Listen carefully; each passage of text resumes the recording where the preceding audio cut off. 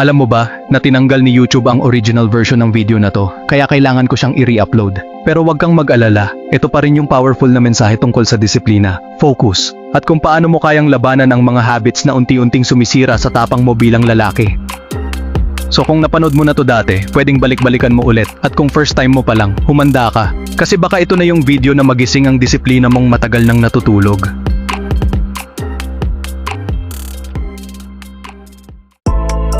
Alam mo ba na kapag natutunan mong pigilan ang sarili mong magjakol, lalaki ang confidence mo, liliwanag ang isipan mo, at unti-unti kang magiging mas disiplinado sa buhay. Totoo yan. Kaya sa video na to, may malamang kang matutunan na hinding-hindi mo makakalimutan. Marami kasing lalaki ngayon ang akala okay lang na araw-araw silang magpalabas kahit walang rason. Basta bored lang, or na-trigger lang ng konting libog. Pero ang hindi nila alam, unti-unti silang nauubusan ng lakas, at nawawala ang respeto nila sa sarili nila. Sa panahon ngayon, sobrang dali na lang makahanap ng pampalibog sa internet. Isang click lang, andyan na agad. Pero ang tanong, yan ba talaga ang gusto mong gawin sa oras mo? Yan ba talaga ang gusto mong ubusin ang lakas mo sa panandaliang sarap lang? Yung mga lalaki na laging nagpapalabas, madalas sila ang sobrang mahiyain, madaling mapagod, at walang motivation. Kasi bawat beses na ginagawa mo yan, para mong tinatapon yung natural mong power, yung energy na dapat sana ginagamit mo para iangat ang sarili mo. Kaya kung isa ka sa mga lalaking gusto ng tunay na pagbabago, makinig ka mabuti. Kasi pag natapos mo tong video na to, baka hindi mo nagugustuhin pang sayangin ang lakas mo sa harap ng screen. Baka dito na magsimula ang bago mong version, yung mas malakas, mas malinaw mag-isip, at mas buo ang respeto sa sarili. Hindi mo lang siguro napapansin, pero bawat beses na nagpapalabas ka ng walang dahilan, parang binibigay mo rin ang buhay mo sa wala. May kakaibang enerhiya sa loob mo na tinatawag nilang life force, at yun ang unti-unti mong inuubos sa maling paraan. Ang mga babae, kahit hindi nila sinasabi, nararamdaman nila kung may lakas ka bilang lalaki. Meron kang presensya, meron kang aura. Pero kapag palagi mong nilalabas ang similya mo, nawawala yan, parang pinapatay mo yung ilaw sa loob mo. Sinasanay tayong maniwala na normal lang ang magjakol araw-araw. Sinasabi pa nga ng iba na healthy raw ito. Pero isipin mong mabuti, bakit pagkatapos mong gawin yon, ang bigat ng pakiramdam mo, at minsan pati konsensya mo kinakalabit ka. Yung guilty at pagod na feeling pagkatapos mong magpalabas, yan ang katawan mong nagsasabing may mali. Hindi yan simpleng trip lang ng katawan mo. Yan ay senyales na unti-unti kang humihina, at kailangan mong baguhin ang cycle na to. Sa bawat beses na sinasayang mo ang lakas mo, parang sinasayang mo na rin ang chance mong maging confident, motivated at focused sa tunay mong goals. Yung tinatawag nilang life force, hindi yan basta term lang, yan ang pagkatao mo bilang lalaki. Ang totoo, halos lahat ng lalaki ngayon, pag nabobored o na-stress, ang unang ginagawa ay binubuksan ng phone or laptop para magpalabas. Parang naging automatic na, pero walang nagsasabi na ito pala ang unti-unting sumisira sa mental at emotional strength natin. May mga lalaki pa na kaya nilang magjakol ng 2 beses, 3 beses sa iisang araw. Sa una parang okay lang, pero kung iisipin mo, para saan ba talaga yan? Kapalit ng ilang segundong sarap, nawawala ang energy mo para sa totoong buhay. Bilang lalaki, natural sa atin ang malakas na sexual urge. Instinct natin yan, kasi ginawa tayo para magparami. Pero ang problema, sobrang dali na ngayon masatisfy ang tawag ng laman, kaya kahit walang partner, nabubuhos lahat sa screen. Kapag nilalabas mo ang similya mo sa wala, lagi kang mapapagod, nawawala yung fire sa loob mo. Yung drive mo para maging produktibo, para gumalaw, nawawala. Kaya pagkatapos mong magpalabas, ang gusto mo lang ay humiga at kalimutan ng lahat. Hindi ito tungkol sa moral lang o kung masama ba o hindi. Ang punto dito, hindi mo alam na ang ginagawa mong ito araw-araw ay isa sa dahilan kung bakit hindi mo maabot ang full potential mo bilang isang tunay na lalaki. Kapag natutunan mong kontrolin ang libog mo, parang binubuksan mo ang isang lihim na pinto sa sarili mong lakas. Hindi ito exaggeration. Ang sexual energy, kapag hindi mo agad binubuhos, nagiging gasolina para sa confidence at productivity mo. May kakaibang glow sa mga lalaking may disiplina sa sarili. Hindi mo man makita sa labas agad, pero nararamdaman siya. Yung tingin mo sa sarili mo nagbabago, at yung tingin ng iba sa'yo, nag-iiba rin. Lalo na ang mga babae. Nararamdaman nila yan. Ang mga babae, instinct nila hanapin yung lalaking may presence at control, yung hindi alipin ng lust. Kaya kapag hindi ka madaling matinag ng tawag ng laman, mas naa-attract sila sa'yo, kasi dala mo yung energy na bihira na sa mga lalaki ngayon. Hindi mo kailangang ipagmalaki, hindi mo kailangang sabihin sa lahat, pero kapag pinili mong hindi magpalabas sa wala, mararamdaman mong mas buo ka. Parang hawak mo ang sarili mong mundo, at walang makakapagpabagsak sa'yo ng basta-basta. Disiplina sa sex hindi nangangahulugang repression. Ang totoo, yan ang tunay na freedom. Kasi ikaw ang may control sa sarili mo, hindi ang utak mong lulong sa instant pleasure. At kapag kaya mong gawin yan, halos wala nang imposible sa'yo. Kung gusto mong maging tunay na malakas na lalaki, kailangan mong harapin ang sarili mong kahinaan. Isa na dyan ang pagiging alipin ng libog. Hindi mo kailangang maging perpekto, pero kailangan mong matutunang labanan ang sarili mong impulses.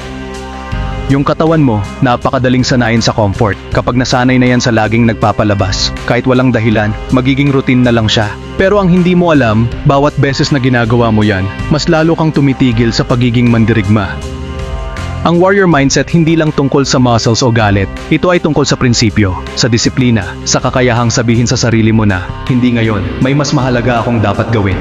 Yun ang tunay na tapang na bihira sa panahon ngayon. Ang kalaban mo hindi ibang tao, kundi ang sarili mong utak na laging humihila sa'yo pabalik sa comfort zone. Ang utak na laging nagsasabing, sige na, isang beses lang. Pero alam mo sa puso mo na kada beses mong pinapakinggan yan, mas lalo kang lumalambot. Kung gusto mong gumising na may direksyon, may lakas, may respeto sa sarili, simulan mo sa pagsira sa boses na yon sa utak mo. Kasi ang tunay na lalaki, hindi sunod-sunuran sa tawag ng laman. Siya ang may kontrol, siya ang may paninindigan.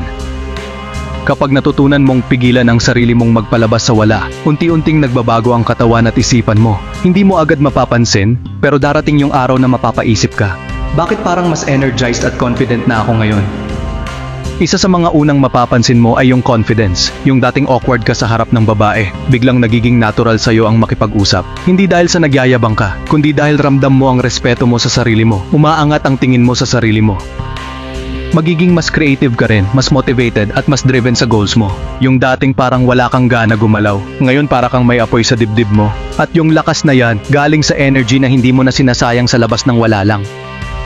Yung mental clarity mo, sobrang lilinaw. Kapag hindi mo tinatapon ng life force mo araw-araw, mas nagiging buo ang focus mo. Parang biglang gumaan lahat. Yung dating magulo sa utak mo, mas madaling ayusin, mas madaling pagdesisyonan. Hindi mo rin nafe-feel yung biglang lungkot o guilt pagkatapos. Kasi wala ka nang ginagawa na alam mong nakakasira sa'yo. Ang kapalit nito ay pride. Yung simpleng pride sa sarili mo na alam mong may isang bagay kang nalabanan, at ikaw ang nanalo. Kapag matagal ka nang hindi nagpapalabas sa wala, unti-unting bumabalik yung tapang mo. Yung dating hindi mo kayang makipag-eye contact sa babae, ngayon parang ang dali na lang. Hindi dahil pinilit mo, kundi dahil natural na bumalik yung confidence mo. Mapapansin mong kaya mo na ulit makipagkwentuhan ng normal. Hindi ka nakabado, hindi ka na nag-overthink. Ang utak mo mas kalmado, mas malinaw. At ang dahilan, hindi nabugbog ang dopamine mo sa artificial pleasure gaya ng porn. Yung dating simpleng pakikipag-usap lang ay nakakakaba, pero ngayon parang ang gaan na. Hindi mo na kailangan ng validation kasi sa sarili mo pa lang buo ka na at yung presence mo mas naaamoy ng mga tao, lalo na ng mga babae. Minsan nakala natin kailangan ng pick-up line or malaking katawan para makapansin ng babae. Pero ang hindi alam ng karamihan, ang totoong attractive ay yung lalaki na kalmado, present at may self-respect. At yan ay automatic kapag may semen retention ka. Kapag bumalik ang motivation mo, hindi lang love life ang gumaganda. Pati mga goals mo, trabaho mo, at disiplina mo sa pang-araw-araw na buhay, sabay-sabay ding umaangat kasi buo ka. At kapag buo ka, natural lang ang pag-angat mo sa kahit anong larangan. Ang hindi alam ng karamihan, ang pagjajakol ay isa sa pinakamalupit na roller coaster sa utak ng lalaki. Isipin mo, sa ilang segundo lang ng sarap, sisingilin ka agad ng guilt, pagod, at tamad na mindset na minsan tumatagal pa ng buong araw. Kapag nasanay ka sa instant pleasure, masisira ang dopamine levels mo. Yung mga bagay na dati ay masaya ka gawin, biglang nawalan ng lasa. Bakit? Kasi lagi mo nang pinipilit ang utak mong sumabog sa high, kahit wala namang effort na ginagawa. Masturbation, katulad ng droga, nagpapasaya lang saglit, pero pagkatapos nun, babagsak ka. At ang masama pa, tinanggap ng lipunan na normal lang yan. Kaya imbes na tulungan kang umiwas, sinasabi pa nilang healthy daw ito. Maraming lalaki ang naloko sa ideya na kailangan mong magjakol para maiwasan ang prostate cancer. Pero tanungin mo ang sarili mo, kung sobrang healthy niyan, bakit ka palaging pagod, lutang, at walang gana sa totoong buhay? Ang totoo, hindi clarity ang hatid ng post-nut moment. Ang totoo, parang hangover siya. Parang biglang bumalik ka sa realidad at na-realize mong sinayang mo na naman ang lakas mo. Wala kang nakuha, kundi guilt, at isang araw na naman na walang progress. Sa tuwing nararamdaman mo yung libog na parang hindi mo mapigilan, ang unang instinct mo siguro ay kunin ang phone at hanap ng video. Pero teka lang, hindi yun ang solusyon. Hindi porket may naramdaman ka, kailangan mo agad ibuhos. Ang lust, hindi mo kailangang takbuhan, dapat mo lang siyang i-handle ng tama. Kapag naramdaman mong umaakyat na yung init sa katawan, tumayo ka, lumabas, maglakad, mag-ehersisyo. Gamitin mo yung energy na yan sa bagay na makabuluhan. Ang problema kasi, marami sa atin ang nag-iisa palagi. Kapag mag-isa ka, mas madaling bumigay sa tukso. Kaya ang solusyon, huwag mong i-isolate ang sarili mo, makipag-usap sa kaibigan, lumabas, o maghanap ng productive na gawin. Hindi ka mahina dahil nalilibugan ka. Natural lang yan bilang lalaki, pero nagiging mahina ka kapag lagi kang sumusuko sa libog. Ang tunay na matapang, marunong tumanggap ng tukso, pero marunong din umiwas bago siya lamunin nito.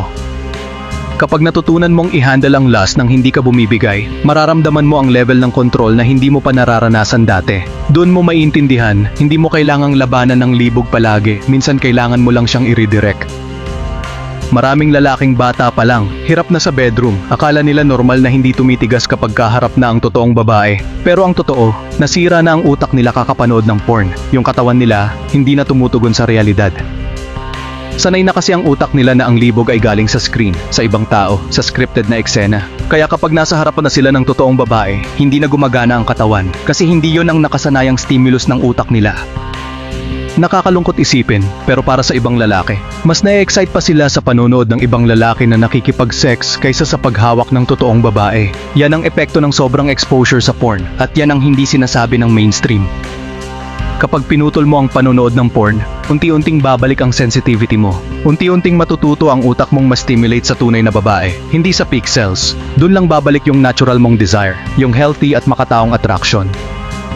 Hindi lang ito usapin ng sex, usapin ito ng dignidad bilang lalaki. Kasi kung ang arousal mo ay kontrolado na ng screen, hindi ka na malaya. Pero kung babawiin mo ang control, at ikaw ang pipili kung kailan ka maa-attract, doon ka na muling magiging buo. Yung similya mo, hindi lang yan basta likido, yan ang potensyal ng buhay. Kaya nga may kapangyarihan kang bumuo ng pamilya, gumawa ng anak at mag-iwan ng legacy. Pero kung araw-araw mo lang yan tinatapon sa tissue o bedsheet, sayang lang. Bilang lalaki, natural sa'yo ang maglabas ng energy. Pero ang tanong, saan mo ba ito ginagamit? Sa kasiyahang panandalian lang ba? O sa bagay na may saysay, tulad ng pagbuo ng kinabukasan mo, ng pamilya, at ng pangalan na may respeto? Kung alam mo kung gaano kahalaga ang binubuo ng katawan mo, hindi mo basta-basta iwawala. Kasi bawat patak ng similya mo, may kasamang lakas, tapang, at karunungan na pwedeng ipamana sa susunod na henerasyon kung gagamitin sa tama. Hindi masamang magpigil, sa totoo lang, dun mo mas lalo makikilala ang sarili mo. Dun mo mararamdaman na hindi ka alipin ng katawan mo, kundi ikaw ang may hawak ng direksyon. At kapag dumating ang tamang babae, ready kang ibigay ang best mo. Kapag natutunan mong irespeto ang sarili mong binhi, matututo ka na ring irespeto ang sarili mong buhay. Hindi mo nagugustuhing sayangin ang bawat araw, kasi alam mong bawat araw, oportunidad yan para buuin ang legacy mo bilang tunay na lalaki. Ang disiplina ang ugat ng lahat ng tagumpay, hindi talent, hindi swerte, kundi ang kakayahang gawin ang tama kahit ayaw mo. At sa panahon ngayon, kung kaya mong labanan ang sarili mong tawag ng laman, ibang level ng respeto ang meron ka. Ang mga lalaking araw-araw nagpa-fap, karamihan sa kanila laging nagko-compromise, laging may dahilan. Stress lang ako, wala naman akong sinasaktan. Pero sa totoo lang, sila mismo ang nasasaktan, tahimik lang ang epekto. Ang disiplina sa sarili ay hindi lang tungkol sa pag-iwas sa pleasure. Ito ay tungkol sa pagbuo ng respeto sa sarili. Kasi kapag alam mong may ginagawa kang mahirap, pero hindi mo tinatalikuran, diyan nabubuo ang tunay na lakas sa loob. Ang taong disiplinado, hindi siya kontrolado ng emosyon o impulse. Marunong siyang pumili ng tamang aksyon kahit hindi yun ang pinakamasarap sa moment. Kaya siya ang nagtatagumpay, kasi kaya niyang gawin ang bagay na ayaw gawin ng karamihan. Kaya ngayon pa lang, gawin mong pangako sa sarili mo. Sirain mo na yung lizard brain na laging bumubulong sa'yo na magjakol ka. Hindi ka hayop. Isa kang lalaki na may kontrol, may dangal, at may misyon sa buhay. Ang future mo, nakasalalay dito. Kung umabot ka sa dulo ng video na to, hindi na aksidente yan. May parte sa'yo na alam mong kailangang magbago. Alam mong may enerhiya ka na matagal nang nasasayang, at oras na para bawiin mo yon. Hindi bukas, kundi ngayon. Tandaan mo, bawat araw na hindi mo sinayang ang lakas mo, isang hakbang papalapit sa best version mo. Hindi ito madaling landas, pero ito yung daang kakaunti lang ang pumipili. At sa daang to, mabubuo ang tunay mong lakas bilang lalaki. Kung gusto mong magsimula, huwag mo na hintayin na maging perfect ka. Ang kailangan mo lang ay desisyon. Desisyon na hindi ka naalipin ng sarili mong katawan. At mula doon, disiplina na ang bahala. Basta huwag kang bibitaw. Kung may natutunan ka sa video na to, huwag mong kalimutang i-share ito sa kapwa mong lalaki. Maraming naliligaw ngayon, At baka ito na ang mensaheng kailangan nilang marinig para gisingin ang warrior sa loob nila. At kung gusto mong matuto pa ng mas malalalim na insight tungkol sa disiplina, focus, at pagiging high-value man, mag-subscribe ka na sa channel na to dahil dito, hindi lang kaalaman ang matututunan mo, kundi tunay na pagbabago.